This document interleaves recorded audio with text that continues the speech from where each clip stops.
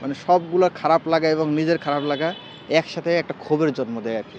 তো তখন আমি সিদ্ধান্ত নিই যে যেভাবে হোক আমি এই গণরুম গেস্ট রুম ঢাবি থেকে বিলুপ্ত করার জন্য যতদিন পর্যন্ত সংগ্রাম করার আমি ততদিন চালায় যাবো। কেউ যদি আমার সাথে নাও থাকে আমি প্রয়োজনে একা এটার বিরুদ্ধে সংগ্রাম চালায় যাবো। প্রয়োজনে আবরার ফাহাদের মতো মারা যাবো। যদি আবরার ফাহাদের মতো শহীদ হই তাইলে তো ঢাকা ইউনিভার্সিটিতে গেস্ট রুম গণরুম বন্ধ হওয়ার একটা সম্ভাবনা আছে। আমার অনেক দূর থেকে কষ্ট করে ক্লাসে আসতে হয়। তো এটা আমার জন্য অনেক কষ্ট হয়ে যেত আর কি। তো আমি হলে উঠলাম। হলে ওঠার পরে আমি ১ মাস গণরুমে ছিলাম। ১ মাস বা তার কিছু বেশি সময় হবে হয়তো। এটা ২২ সালের নভেম্বরের দিকে। তো সেখানে আমি যে নিপীড়নের শিকার হয়েছি, নির্যাতনের শিকার হয়েছি, সেই বিষয়গুলো আমাকে ধীরে, ধীরে হচ্ছে প্রতিবাদমুখর করে তোলে আরকি। আমি যখন গণরুমে থাকতাম আমাদের খুব ছোট্ট একটা রুমে আমাদের প্রায় ৩০ জনের মতো থাকতে হতো। ওখানে মনে করেন আপনি মানে মাথা গোঁজারও ঠাঁই থাকতো না। এরকম অবস্থা হইতো যে আপনি কোনো কারণে হয়তো রাতের আগে ঘুমাইছেন ১০টার দিকে, রাত ১০টার দিকে ঘুমাইছেন। আ ঠিক আছে আপনি ঘুমাইতে পারলেন। কিন্তু আপনি রাত ৩টার দিকে যদি আপনি উঠে মানে ওয়াশরুমে যান, ফ্রেশ হওয়ার জন্য, এসে আপনি ঘুমানোর জায়গাটা আর পাবেন না। কারণ হচ্ছে মানে আপনি শুরুতে যখন ঘুমাইতেছেন তখন কিন্তু অনেকটা চাপাচাপি করে আপনি ঘুমাইতেছেন। কারণ একটা ছোট্ট একটা রুমের মধ্যে ৩০ জন থাকলে যে সামান্য তিল ধারণের থাকার কথা না যে ৩০ জন মানুষ ঘুমায়। তো এইরকম হইতো আমি অনেকদিন দেখা যেত রাত্রে ঘুমানোর জায়গা পাইতাম না। আমি এমন হইছে আমি একদিন সারারাত হচ্ছে আমাকে মহসিন হলের যে রিডিং রুমে ঘুমাইতে হইছে। আমাকে এক বড় ভাই বলল যে জিয়া হলের মসজিদ যে আমার হল জিয়া হল। জিয়া হলের মসজিদে তুমি ঘুমাইতে পারো আরকি। তো আমরা একদিন ঘুমাইলাম ১ম দিন মোটামুটি ভালোই লাগলো। কারণ জায়গাটা একটু মানে ওই জায়গাতে গণরুমে ঘুমাইলে আপনি কাইত হইতে পারতেন না। একভাবে থাকলে একদম ইলিশ ফাইলের মতো ওইভাবে থাকতে হইতো সারারাত। আপনি নড়াচড়া করতে পারতেন না। তাই মসজিদে ঘুমাইলে দেখা যেত যে আপনি নড়াচড়া করতে পারবেন না অন্ততপক্ষে। মসজিদের যে বারান্দা, মসজিদ তো বন্ধ থাকে। মসজিদের বারান্দায় জায়গা ফাঁকা আছে। শীতকাল হইলেও কম্বল গায়ে দিলে মোটামুটি ঘুমানোর মতো পরিস্থিতি আরকি। তো এইটা দেখে ছাত্রলীগের যে আ নেতা ছিল এবং অকথ্য ভাষায় গালাগালি। গেস্ট রুমে আমরা অনেকে কান্নাকাটি করতাম। মানে আমরা কি একেবারে দাস? এরকম একটা ফিল হইতো যে আমরা দাস কিনা। তো এইভাবে আমাকে ৩০ টা দিন আপনার সপ্তাহে আমাদের জিয়া হলে সপ্তাহে ৩ দিন গেস্ট রুম ছিল। আ শনি, রবি, সোম আ আ আমরা যে ব্লকে থাকতাম ওটাকে ওরা নর্থ বিল্ডিং কিন্তু ওরা বলতো সেক্রেটারি ব্লক। তো সেক্রেটারি ব্লকের ৩ দিন আর প্রেসিডেন্ট ব্লক যেটা ওটা আরকি আপনার সাউথ ব্লক ওইখানে ৩ দিন।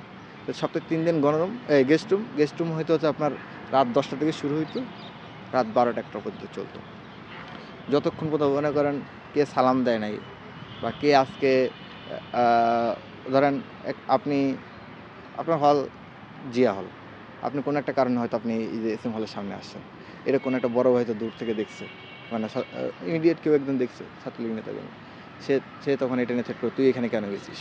কোনো একটা কারণে হেসে দিছেন বা রাস্তায় হাসতে গেছেন ২ জন একসাথে। তো সেটা নিয়ে আপনাকে গেস্ট রুমে ১০-১৫ মিনিট বকাঝকা করা, "তুই হাসছিস কেন?" আর বাবা-মার নাম তুলে গালি তো আছেই।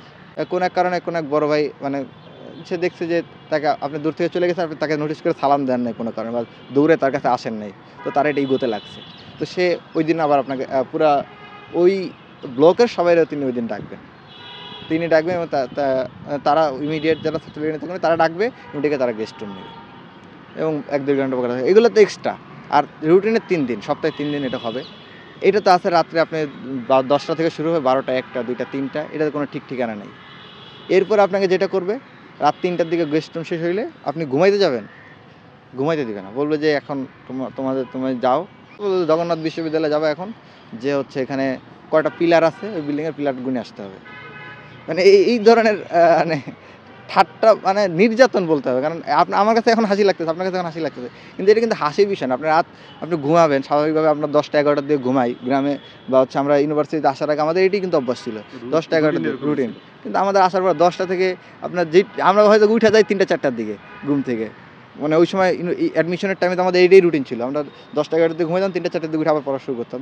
তো আমাকে ওই সময় হচ্ছে আমাকে কি করতেছে ঘুমাইতে মানে ১০টা থেকে ৩টা-৪টা পর্যন্ত এবার টর্চার চলছে। এখন আবার আমাকে পাঠানো হচ্ছে জগন্নাথ বিশ্ববিদ্যালয়। সেই কোথায়? সেখানে যেয়ে পিলার গুইনে আসতে হবে। তার মনের খায়েশ দেখছেন পিলার কয়টা সংখ্যা তার জানতে হবে যে ৩টা-৪টার দিকে পাঠাবে। এই একটা নির্যাতন আছে। কোনোদিন বলবে যে তোমরা যেটা করবা যে ইউনিভার্সিটির ভিতর দিয়ে অনেক ট্রাক ঢোকে। আজকে রাত্রে তোরা যেটা ট্রাক ফাঁকা পাবে ওটা আটকাবি। আটকানোর পরে তোরা ওই ট্রাকে করে ট্রাক বিশ্ববিদ্যালয়ের ভিতরে ঢুকছে কেন?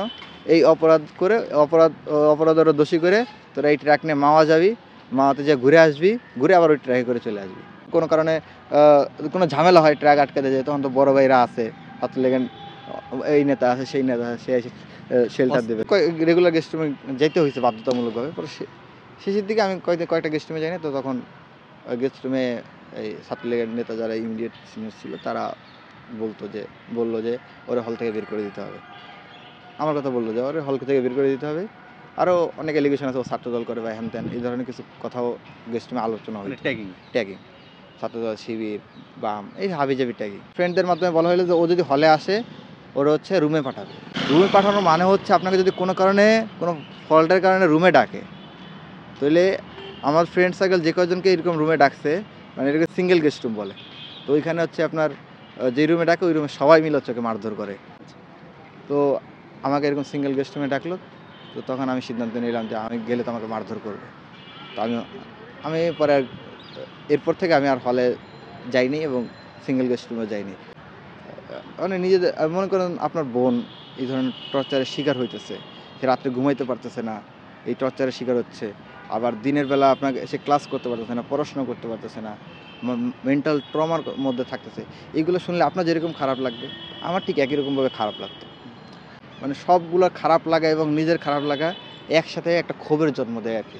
তো তখন আমি সিদ্ধান্ত নিই যে যেভাবে হোক আমি এই গণরুম গেস্ট রুম দাবি থেকে বিলুপ্ত করার জন্য যতদিন পর্যন্ত সংগ্রাম করার আমি ততদিন চালায় যাব। কেউ যদি আমার সাথে নাও থাকে আমি প্রয়োজনে একা এটার বিরুদ্ধে সংগ্রাম চালায় যাব, যতক্ষণ পর্যন্ত আমি পারবো, যতক্ষণ পর্যন্ত বেঁচে থাকবো। প্রয়োজনে আবরার ফাহাদের মতো মারা যাব, যদি আবরার ফাহাদের মতো শহীদ হয় তাইলে তো ঢাকা ইউনিভার্সিটিতে গেস্ট রুম গণরুম বন্ধ হওয়ার একটা সম্ভাবনা আছে। আমার ফ্রেন্ড সার্কেলটা বলতো তোকে তো যে কোনো সময় মেরে ফেলতে পারে, বা তুমি তো এইভাবে করতেছো, এইভাবে করলে তো এই ঘটনা আবরার ফাহাদের মতো ঘটনা করতে পারে। তখন আমি বলতাম যে আবরার ফাহাদের মতো শহীদ হইলেও একটা তৃপ্তি আছে, কারণ আবরার ফাহাদের মতো শহীদ হওয়ার পরে যদি ঢাকা ইউনিভার্সিটিতে গেস্ট রুম গণরুম বন্ধ হয় আর হাজার হাজার শিক্ষার্থী তার পড়ার টেবিলে ফিরে যাওয়ার স্বাধীনতাটুকু ফিরে পায়, ঠিকমতো শান্তিতে পড়াশোনাটা চালিয়ে যাওয়ার স্বাধীনতাটুকু ফিরে পায়, এটা আমার জীবনের সবথেকে বড় সৌভাগ্য বা প্রাপ্তি হতে পারে। তো সেই জায়গা থেকে আমি আমার প্রতিবাদগুলো শুরু করি। প্রথমত হচ্ছে আমি অনলাইনে লেখালেখি করতাম। আমাদের ঢাকা বিশ্ববিদ্যালয়ের শিক্ষার্থীদের যে গ্রুপগুলো ছিল, স্বপ্নে ঢাকা বিশ্ববিদ্যালয়, ঢাকা বিশ্ববিদ্যালয় শিক্ষার্থী সংসদ, ঢাকা বিশ্ববিদ্যালয় পরিবার, এই গ্রুপগুলোতে আমি হচ্ছে ছাত্রলীগের টর্চার, গেস্ট রুম গণরুমে নির্যাতন, এগুলোর বিরুদ্ধে আমি লেখালেখি করতাম। তো এক পর্যায়ে আমার একটা ফ্রেন্ড সার্কেল তৈরি হয়। তো এটা নিয়ে আমি আস্তে আস্তে ধীরে ধীরে বিশ্ববিদ্যালয়ের প্রশাসনের বিভিন্ন অপকর্মের বিরুদ্ধে আমরা আন্দোলন শুরু করি। আমার ফার্স্ট আন্দোলন মনে পড়ে হচ্ছে আপনার আমার বাংলা ডিপার্টমেন্টের প্রায় ৩৮০ জন শিক্ষার্থীকে হচ্ছে ১,০০০ টাকা করে জরিমানা করছিল কোনো নোটিশ না দিয়েই। তো সেটার বিরুদ্ধে আমি হচ্ছে ফার্স্ট মানে আমার উদ্যোগে আর কি ফার্স্ট প্রতিবাদ হয়। আইডি কার্ড যথাসময় দেওয়া হতো না, মানে আইডি কার্ড আমি ফার্স্ট ইয়ারে ভর্তি হয়েছি, আমার কাছ থেকে ৬০০ টাকা নিচ্ছি স্মার্ট আইডি কার্ড দিবে বইলা, কিন্তু থার্ড ইয়ার ফোর্থ ইয়ারের আগে আমাকে আইডি কার্ডই দিচ্ছে না। তো সেটা নিয়ে আমরা আন্দোলন করলাম। পরবর্তীতে আন্দোলনের ফলাফল হিসেবে দেখা গেলো যে খুব দ্রুত আমরা আইডি কার্ডগুলো পাচ্ছি। তারপরে ট্রান্সজেন্ডার ইস্যু সৃষ্টি হলো, সেটার প্রতিবাদ আমরা জানাইলাম। ফিলিস্তিনে যে গাজা যে গণহত্যা চললো সেটার একটা প্রতিবাদ করলাম। এই ধরনের শিক্ষার্থী মাধ্যম কর্মসূচির মাধ্যমে আমার একটা ফ্রেন্ড সার্কেল দাঁড়াই গেল। কিছু বড় ভাই যুক্ত হইলো, আমার ফ্রেন্ড সার্কেলে যুক্ত হইলাম, আমার জুনিয়ররা যুক্ত হইলো কিছু। এরপর থেকে আমরা গণরুম গেস্ট রুমের বিরুদ্ধে ধারাবাহিকভাবে লেখালেখি, তারপর হচ্ছে প্রোটেস্ট, এগুলো আমরা শুরু করলাম আর কি।